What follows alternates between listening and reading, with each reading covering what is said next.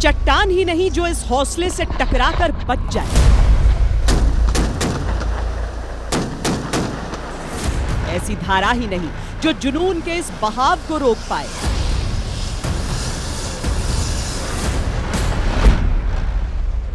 यहाँ ऑल्टीट्यूड 15,000 से 18,000 फीट है। 6 से 8 महीने साल के ये पूरा बर्फ की चादर से ढका हुआ मिलेगा। हवाएं बहुत तेज, बहुत ठंडी है। यहाँ पे टेम्परेचर्स तकरीबन -40 डिग्री तक चला जाता है। ऑक्सीजन की मात्रा काफी कम है। वो तापमान ही नहीं जो तोड़ पाए इस ताकत को, वो मुश्किल ही नहीं जो हरा पाए इस हिम्मत को। इतनी ठंड में जब हम इस टैंक के ऊपर काम करते हैं, पहली बात तो जो टूल्स हैं वो ही फ्रीज होते हैं, तो उनको गर्म करना पड़ता है। उसके बाद इस पे काम करना पड़ता है।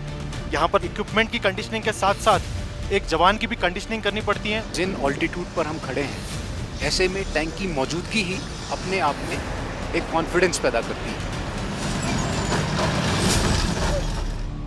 दुश्मन और मौसम के हर छल को छलनी करते, संघर्ष की हर चुनौती को परास्त करते ये योद्धा हैं हिंदुस्तान के।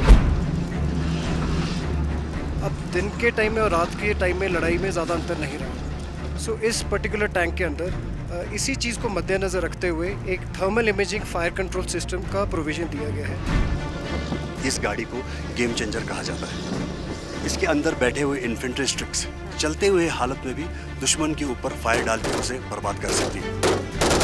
ये मैग्नाइज इन्फेंट्री के लिए एक किलिंग मशीन का काम करती है। इस गन की एक खास बात है कि ये लो और हाई एंगल दोनों में फायर कर सकती है। ये भारतीय सेना की हवाई आंखें हैं। रात के समय धुंध, कोहरे जैसे हालत और बारिश जैसे लो विजिबिलिटी वाले हालातों में भी ये इक्विपमेंट उसी तरह से काम करता है जिस प्रकार से दिन में।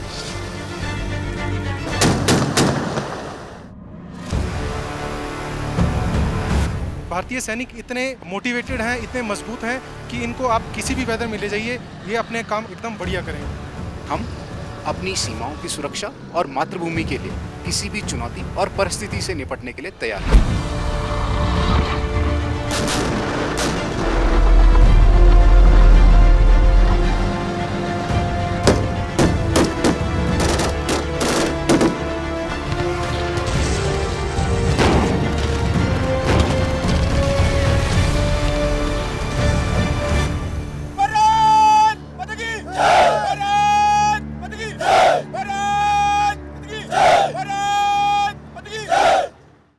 नमस्कार, जय हिंद, वंदे मातरम। मैं हूं श्वेता सिंह।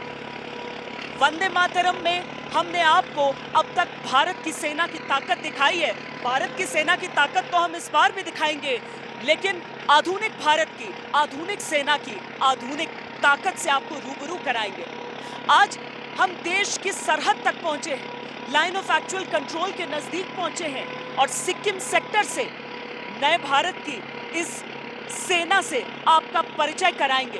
इन जटिल परिस्थितियों में किस तरीके से हमारी सेना तैनात है, तैयार है, किस तरीके से हमारे सेना के हाथ और मजबूत हुए हैं, ये सारी चीजें आज आपके लिए पेश है।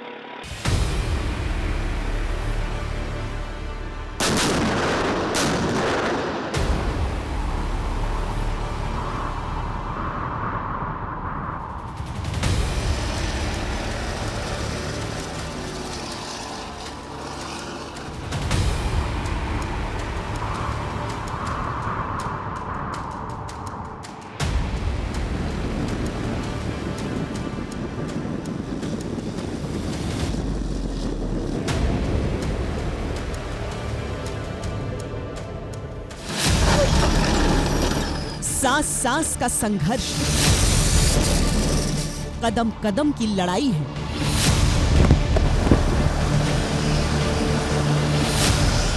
इंच इंच भूमि की रक्षा का प्रण है।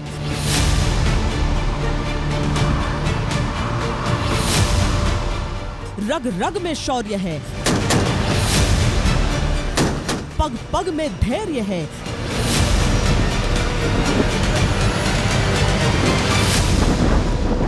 ये शूरवीर, ये कर्मवीर, ये देश हित में लीन है।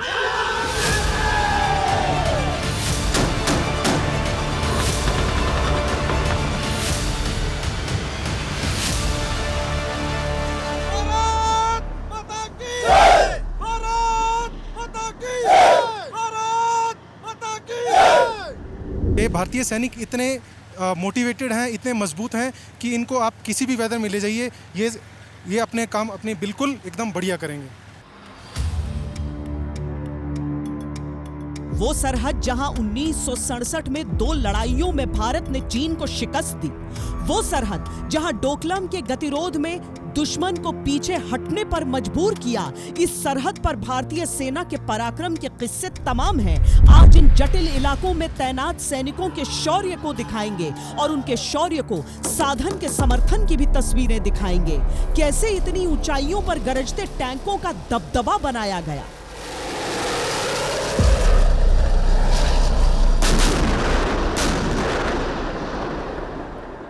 जिन ऑल्टीट्यूड पर हम खड़े हैं, ऐसे में टैंक की मौजूदगी ही अपने आप में एक कॉन्फिडेंस पैदा करती है।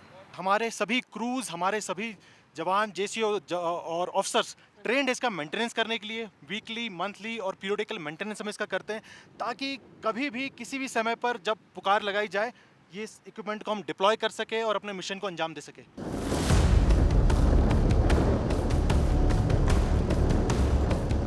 कैसे सेना की संरचना को इलाके के हिसाब से ढाला गया।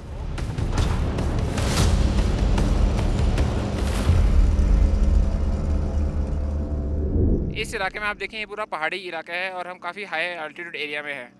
और इस गन की एक खास बात है कि ये लो और हाई एंगल दोनों में फायर कर सकती है। तो इस इलाके में इस गन का हमें बहुत महत्वपूर्ण इस्तेमाल हुआ है। भारत में निर्मित हथियार कैसे हमारी शक्ति को बढ़ा रहे हैं। टाटा और डीआरडीओ का कोलैबोरेशन है और मेक इन इंडिया होने के इनिशिएटिव के अंदर बहुत सारे लाभ देखने को मिले हैं। उसमें से एक लाभ, हमें फॉरेन बेस्ड इक्विपमेंट के ऊपर अभी निर्भर रहने की कोई ज़रूरत नहीं है। बहुत सारा स्वदेशी निर्मित इक्विपमेंट हम इस्तेमाल कर रहे हैं और बखूबी उसको इस्तेमाल करके हम अपने टास्किंग में और अपने मिशंस में और ड्रिल्स में उसको इन्वॉल्व कर रहे हैं। कैसे नए नए उपकरण नई तस्वीर दिखा रहे हैं। इसके अंदर बैठे हुए इन्फेंट्री स्ट्रिक्स चलते हुए हालत में भी दुश्मन के ऊपर फायर डाल के उसे बर्बाद कर सकती है। इसका नाम है साको .338 ट्रेनिंग 42 स्नाइपर राइफल। ये अभी अभी हमारी सेना में इसका इस्तेमाल किया गया है और एक आधुनिक स्नाइपर राइफल है। इस स्नाइपर राइफल के आ जाने से हमारे स्नाइपर टीम के हौसले को और बुलंदी मिली है। आज वंदे मातरम में नए भारत की आधुनिक सेना से आपको रूबरू कराने और उसके अत्याधुनिक संसाधनों को परखने के लिए हम सिक्किम के उत्तरी इलाके के लिए निकले हैं।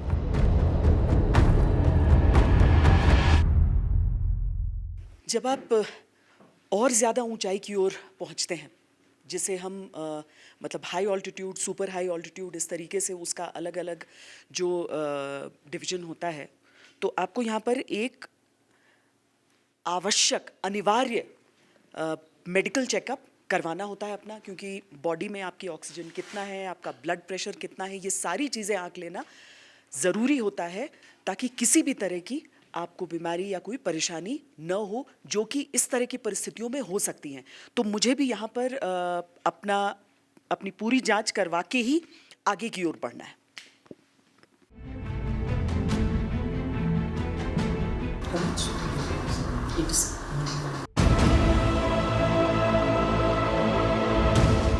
इस ऊंचाई पर वातावरण में ऑक्सीजन की मात्रा बेहद कम होती है, लिहाजा शरीर में ऑक्सीजन का स्तर 80 के पार भी सही माना जाता है। हालांकि लंबे समय तक अगर इलाके में रहना है तो वातावरण में ढलने यानी एक्लेमेटाइज होने का एक पूरा शेड्यूल फॉलो करना होता है। ऐसे इलाकों में तैनाती का असर इंसानी शरीर पर भारी होता है।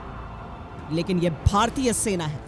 ये सैनिक केवल तैनात नहीं, बल्कि दुश्मन से दो हाथ के लिए तत्पर और तैयार रहते हैं। जितना मुश्किल वक्त उतनी मजबूत ट्रेनिंग।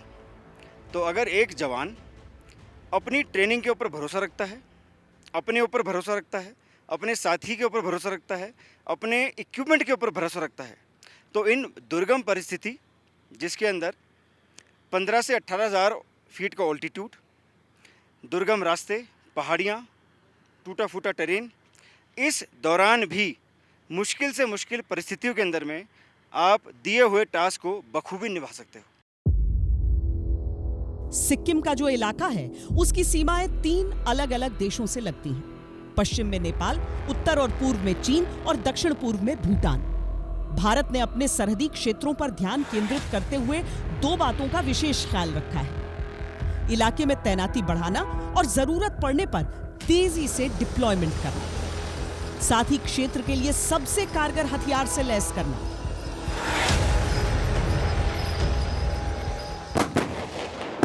T-72 अजेय भारत के अपने नाम की ही तरह इन गोलों की गूंज देखिए आपको कितनी इन पहाड़ों के भीतर से सुनाई दी है। ये स्वदेशी गूंज है। जो हमारा एम्यूनिशन है वो भी इंडिजिनस है और T-72 अजेय जो है वो भी मेक इन इंडिया का बेहतरीन नमूना। हाँ, अर्जित जरूर रूस से किए गए थे, लेकिन आज हमारी जरूरतों के हिसाब से ये यहाँ पर तैनात हैं, मुस्तैद हैं। पहाड़ी क्षेत्र में बेधड़क दौड़ता ये T-72 निश्चित करता है कि भारत हर रणभूमि में अजेय रहे। धरती पर धड़धड़ाते भारतीय टैंकों ने जब भी मैदान की तरफ कूच किया, दुश्मन मैदान से नहीं दुनिया से कूच कर गया। ऐसी ही जंगों का गवाह है हमारी सेना का अभिन्न अंग T-72 अजेय, जो कि नॉर्थ सिक्किम की दुर्गम ऊंचाइयों पर तैनात है। इस ऑल्टीट्यूड पर आर्मर्ड का जब डिप्लॉयमेंट होता है तो वो कितना अहम होता है? देखिए, जिन ऑल्टीट्यूड पर हम खड़े हैं, ऐसे में टैंक की मौजूदगी ही अपने आप में एक कॉन्फिडेंस पैदा करती है। टैंक एक वर्सेटाइल वेपन सिस्टम है जो कि सिर्फ अपनी सीमाओं की रक्षा के लिए नहीं बल्कि ऑफेंसिव एक्शन के लिए भी इस्तेमाल किया जा सकता है। ऐसे में टैंक की मौजूदगी तमाम लड़ाकू दस्तों में एक कॉन्फिडेंस पैदा करती है कि हम अपनी सीमाओं की सुरक्षा और मातृभूमि के लिए किसी भी चुनौती और परिस्थिति से निपटने के लिए तैयार हैं। हाई ऑल्टीट्यूड इलाके में आर्मर्ड की भूमिका बड़ी है। यहाँ हल्के उन्नत टैंकों की आवश्यकता को T-72 बखूबी पूरी करता है।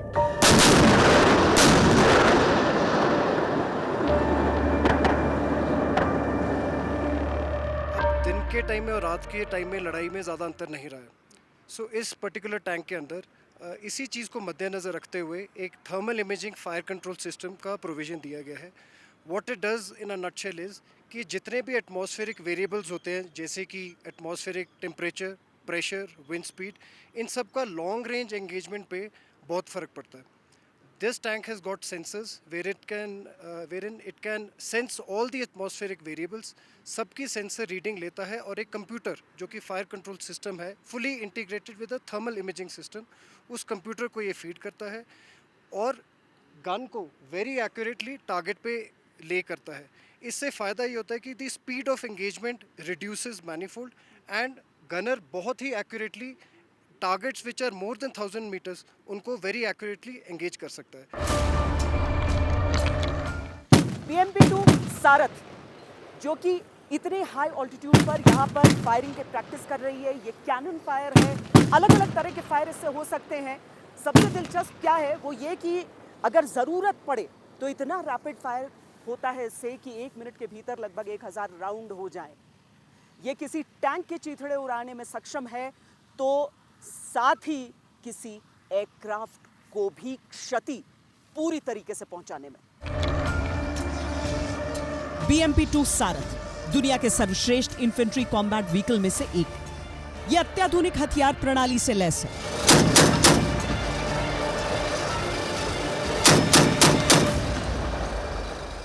ये सारथ, और एक तरह से देखें तो इस माहौल में, इन परिस्थितियों में हमारा सारथी भी है, पर इसकी जो खासियत है वो भी हम समझ लेते हैं। जी हाँ, सिक्किम के इस हाई एल्टीट्यूड वाले एरिया में जहाँ पर ऑल्टीट्यूड 15,000 से 18,000 फीट है और टेम्परेचर यहाँ सब ज़ीरो चला जाता है, -20 to -40 चला जाता है। इन हालातों में ये तैनात है मैकेनाइज इन्फेंट्री के साथ, इन्फेंट्री कॉम्बैट व्हीकल जिसे हम सारथ भी कहते हैं।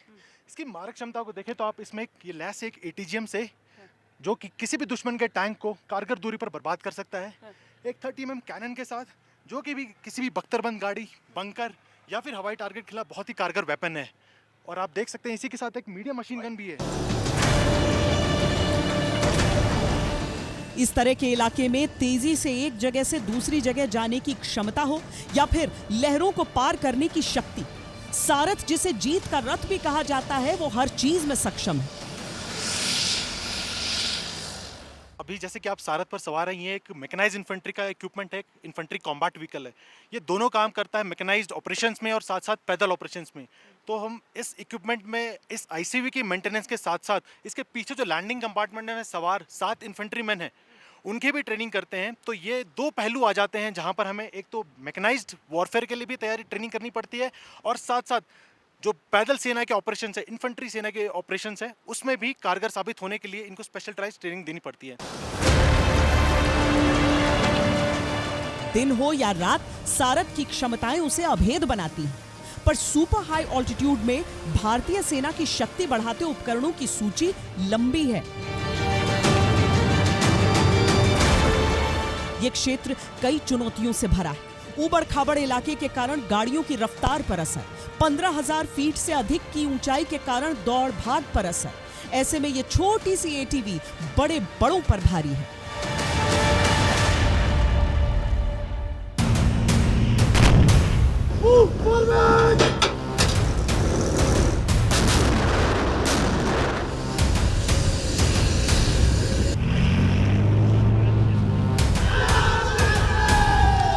आधुनिक युद्ध का स्वरूप वैसा नहीं होगा जैसा अब तक दुनिया ने देखा है।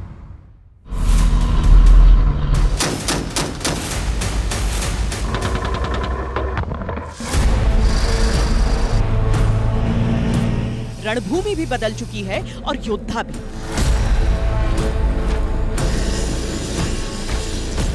लिहाजा भारतीय सेना ने समय से कई कदम आगे बढ़ाते हुए खुद को भी बदला है और अपने संसाधनों को भी।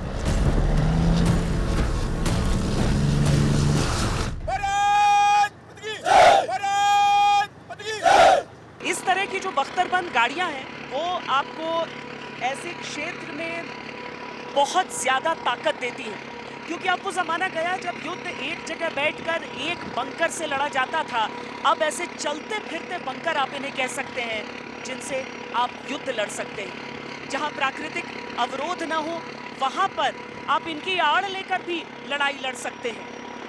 ये भारतीय सेना के अलग-अलग CICT ऑपरेशंस में इस्तेमाल किए जाते हैं, लेकिन सरहद पर इनकी एक बिल्कुल अलग भूमिका है।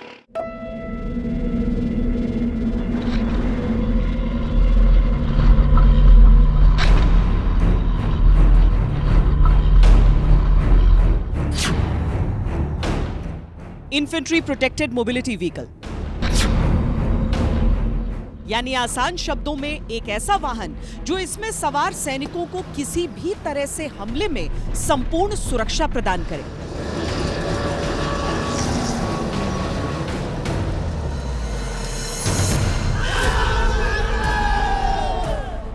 पैदल पेट्रोल पार्टियों की जगह IPMV में सवार पेट्रोल पार्टियां वर्तमान की चुनौतियों की दरकार है।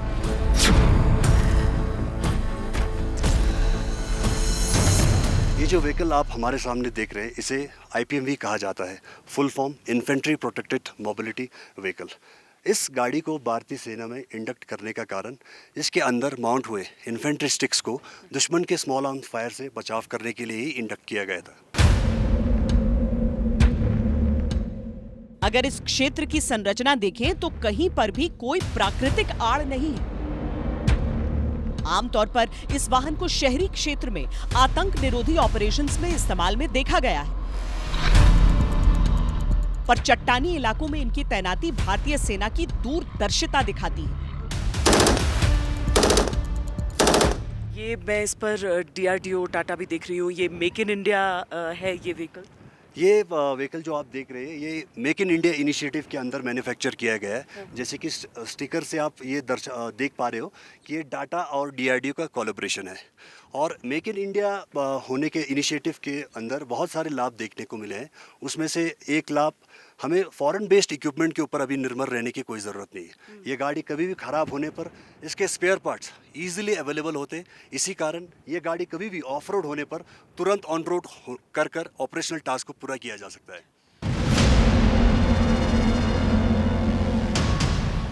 मेक इन इंडिया के तहत अर्जित ये वाहन भारतीय सेना की शक्ति को बढ़ाते हैं और सीमाओं की सुरक्षा का एक नया रूप दिखाते हैं।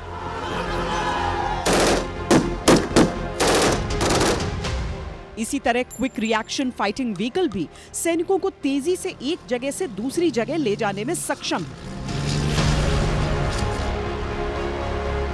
ये बख्तरबंद है, यानी किसी तरह के धमाके या अटैक को झेल सकते हैं। कुल मिलाकर इनकी रक्षा और आक्रमण की क्षमता अत्याधुनिक है।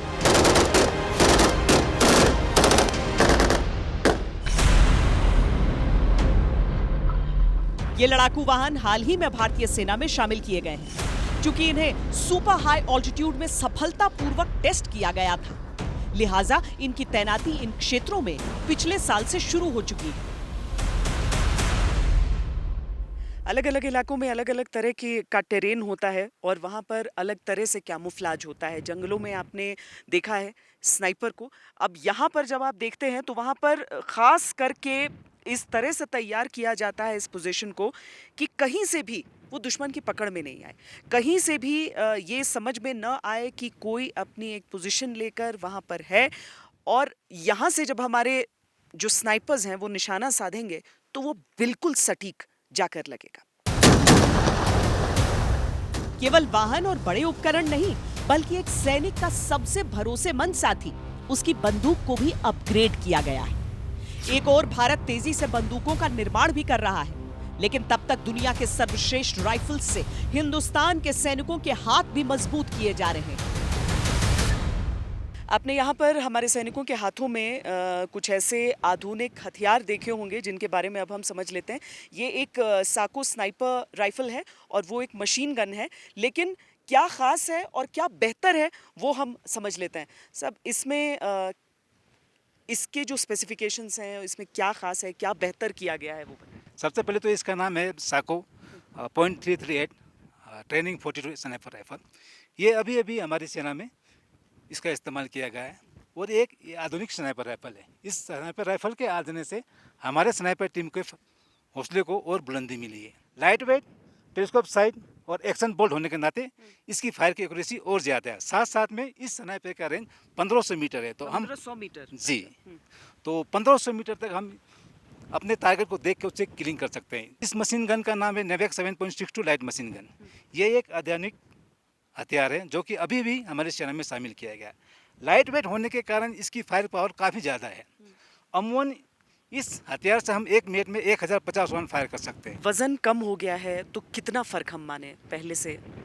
पहले के बनिस्बत में तकरीबन 1.5 kg इसकी वेट कम है। ये दुनिया भर के स्पेशल फोर्सेस की पसंदीदा और भरोसेमंद साथी है। फायर पावर के लिहाज से आक्रामक और टेलीस्कोपिक साइट के साथ निशाना बिल्कुल सटीक। 1500 मीटर की रेंज इसे बेहद प्रभावी बनाती है और इसका हल्का वजन इसे बाकी बंदूकों से कहीं बेहतर बनाता है। दुश्मन से लोहा लेने के लिए जितना जरूरी है हथियारों बंदूकों से मुकाबला, उतना ही जरूरी है दुश्मन की टोह रखना, उनकी जानकारी रखना। ऊंची पहाड़ियों वाले इलाके में कुछ समय पहले तक यह काफी चुनौतीपूर्ण काम था, पर भारत का फोकस अब आसमानी आंखों पर है। Mini remotely piloted aircraft system इस समय आप देख रहे हैं, तो सर्वेलेंस के अलग अलग तरीके आप देख रहे हैं। अब ये आसमान से किस तरीके से दुश्मन पर निगाहें रखी जाती हैं, उसकी एक मानगी यहाँ पर आपके सामने है। अलग अलग तरह के ड्रोन्स भारत में विकसित किए जा रहे हैं और दुनिया भर से श्रेष्ठ उपकरण अर्जित भी किए जा रहे हैं। एरियल सर्वेलेंस के लिए जो इक्विपमेंट हम यहाँ पर इस्तेमाल कर रहे हैं, सब ये क्या है इसकी खासियत? जी, हाई एल्टीट्यूड और लो टेम्परेचर वाले इलाके में भारतीय सेना की जल थल के साथ हवाई क्षमता भी बढ़ी है। हवाई सर्वेलेंस करने के लिए भारतीय सेना को एक आधुनिक उपकरण दिया गया है जिसको हम रिमोटली पायलटेड एयरक्राफ्ट के नाम से जानते हैं। ये भारतीय सेना की हवाई आंखें हैं। इसकी मदद से हम 4000 मीटर से दुश्मन का सर्वेलेंस कर सकते हैं। ऐसे उपकरणों की सूची लंबी है, पर भारत के पूर्वोत्तर की इस सरहद पर हमें कुछ और बदलाव भी दिखा।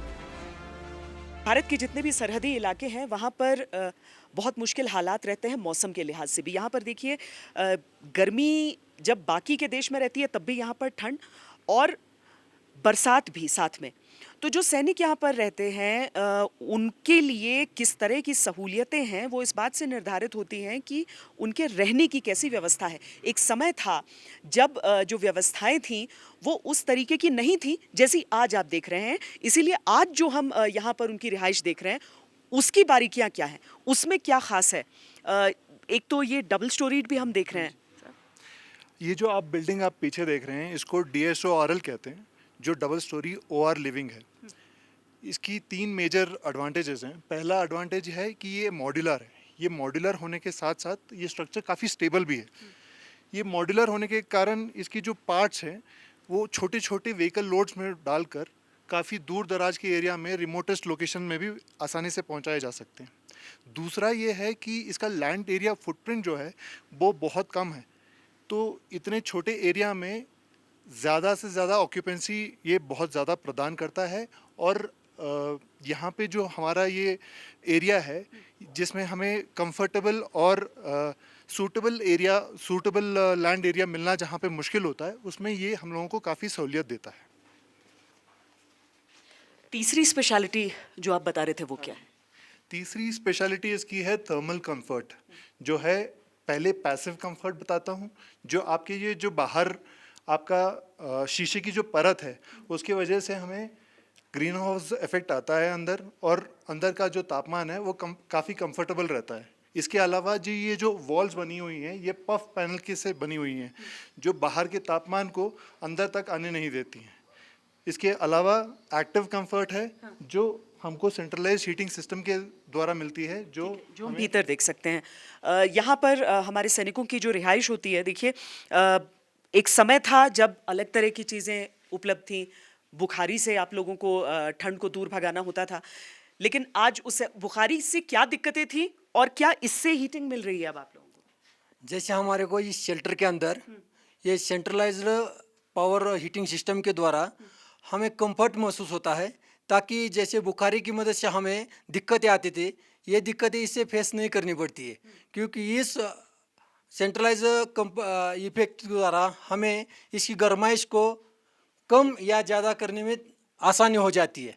जिस जवान को जिस तरह से हीटिंग की ज़रूरत पड़ती है, इस तरह हम इस सेंट्रलाइज्ड हीटिंग पावर के द्वारा हम इससे गरमाइश को ले सकते हैं, और जो हमारा जवान वर्क करके आता है उसको आसानी से हम उसको मेंटलिटी और उसके शारीरिक क्षमता को हम क्या दोबारा रियूज करने के लायक बना सकते हैं। क्या होता है कि इस मौसम में भी इन सब इलाकों में पेट्रोलिंग तो बहुत आवश्यक है।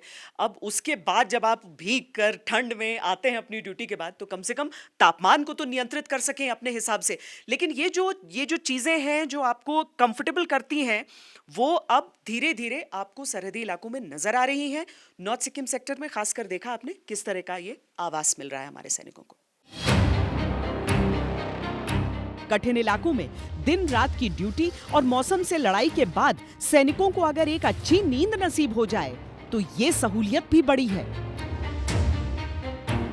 वैसे दशकों के अनुभव को परखकर बड़ी बड़ी चुनौतियों और छोटी छोटी बातों का ख्याल रखते हुए सरहद पर परिवर्तन लाए जा रहे हैं। सितंबर के महीने से जब यहाँ पर भारी बर्फबारी की शुरुआत हो जाती है, उसके बाद इस मशीन की ज़रूरत बहुत ज़्यादा पड़ती है। बहुत ऊंचाई वाले इलाके हैं, दूर दराज के पोस्ट्स हैं, उन सब के जुड़े रहने के लिए इस स्नो कटर की बहुत आवश्यकता होती है। क्या क्या खासियतें हैं? जी, अगर आप देखें नॉर्थ सिक्किम का जो इलाका है, ये लगभग जो आर्मी के ऑपरेशन एरिया सभी 15,000 फीट या उससे ज़्यादा की ऊंचाई पर हैं, और सर्दियों के महीने में इस इलाके में 8 से 10 फीट तक की भारी बर्फबारी होती है। और इसके साथ ही जो हमारा ऑपरेशन मूव और सप्लाई मूवमेंट में काफ़ी गंभीर रूप से प्रभाव पड़ता है। और ऐसे में ये स्नो कटर मशीन हमारे रोड नेटवर्क्स को खुला रखने में मदद करती है और आर्मी की सस्टेनेंस में हेल्प करती है। ये मेड इन अमेरिका उपकरण है। मेक इन इंडिया का माहौल ज़रूर है, लेकिन उसकी शुरुआत अभी हुई है। इसीलिए हम सर्वश्रेष्ठ उपकरणों का इस्तेमाल करते हैं, यानी पूरी दुनिया में जितने भी उपकरण मिल रहे हैं उस काम के लिए, उसमें से सर्वश्रेष्ठ चीज़ को चुनकर लाया जाता है भारतीय सेना के लिए। और धीरे धीरे मेक इन इंडिया की दिशा में तो हम बढ़ ही रहे हैं। ये हम दुनिया में वन ऑफ द बेस्ट कहेंगे इसको। जी बिल्कुल, ये एक मशीन जो कोडियाक कंपनी ने बनाई है, ये एक पहली मशीन है जो एक व्हील बेस्ड मशीन है, जिससे कि इससे ज़्यादा मोबिलिटी मिलती है और स्नो क्लियरेंस में इससे काफ़ी स्पीड मिलती है। अगर मैं इसे कटर की बात करूं तो ये 8 से 10 फीट तक की चौड़ाई और 6 फीट तक की ऊंचाई की बर्फ़ को बड़ी आसानी से साफ़ कर देती है।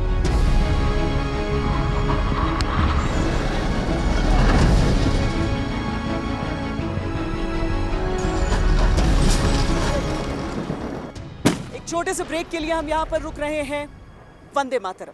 वैसे तो भारतीय सेना का काम होता है सरहदों की रक्षा करना, लेकिन जहाँ भी लोगों को दिक्कतें आती हैं हमारे सैनिक तैनात खड़े हो जाते हैं।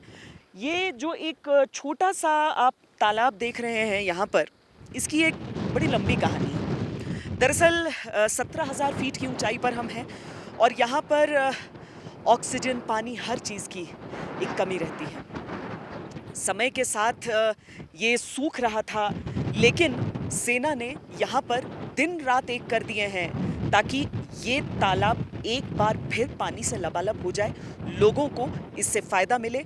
जो यहाँ पर अपनी याक को चराने के लिए लोग आते हैं, यहाँ पर घास नहीं हो रही थी क्योंकि पानी गायब हो रहा था, लेकिन अब उसे पानी के एक स्रोत से जोड़ा गया है। किस तरह से जोड़ा गया है और क्या काम अभी चल रहा है वो भी हम आपको समझाते हैं। यहाँ पर आप एक ये जो चैनल में पानी आता हुआ देख रहे हैं, ये बहुत कोशिशों से हो पाया है। जी, एक्चुअली लोकल्स की यहाँ रिक्वायरमेंट थी और दूसरा ऐसा एक प्रयास करना था ताकि लोकल्स को हेल्प मिले। तो ये जो आप देख रहे हैं चैनलाइज हमने किया है, ये ऑलमोस्ट 1.5 किलोमीटर से हमने चैनलाइज किया है। तो काफ़ी जेसीबी एफर्ट के बाद ये जो एरिया आपको जाते हुए देख रहे हैं और इसमें मिल रहा है, जो वहाँ वाला पोर्शन है वो अभी पूरा ऑलमोस्ट रेसिसिटेट होने वाला है, जिससे अभी हाल फिलहाल में लोकल्स को हेल्प मिलेगी। एंड ये वाला जो पोर्शन है, इससे लोकल्स को थोड़ी देरों बाद पानी का रेगुलर सप्लाई मिलेगा। तो देखिए पीछे आप देखिए वहाँ पर पहाड़, वो ग्लेशियर, वहाँ उस ग्लेशियर से 1.5 किलोमीटर दूर 17,000 फीट की ऊंचाई पर कोई आसान काम नहीं होता है। 2 वैली से होते हुए ये पानी एक चैनल से होते हुए यहाँ पर आ रहा है, लेकिन भारतीय सेना है, हर चीज़ करने में सक्षम है और ये रास्ता दिखाने में भी सक्षम कि किस तरीके से अगर आपको ज़रूरत हो तो अपने हाथों में आप वो जिम्मेदारी ले लेते हैं। यहाँ पर सरहदों की रक्षा, सुरक्षा सबकी करना, ये सारी चीज़ें तो होती हैं, लेकिन उसके साथ ही आम लोगों को यहाँ पानी मिल पाए, उसके लिए सेना का ये अद्भुत प्रयास।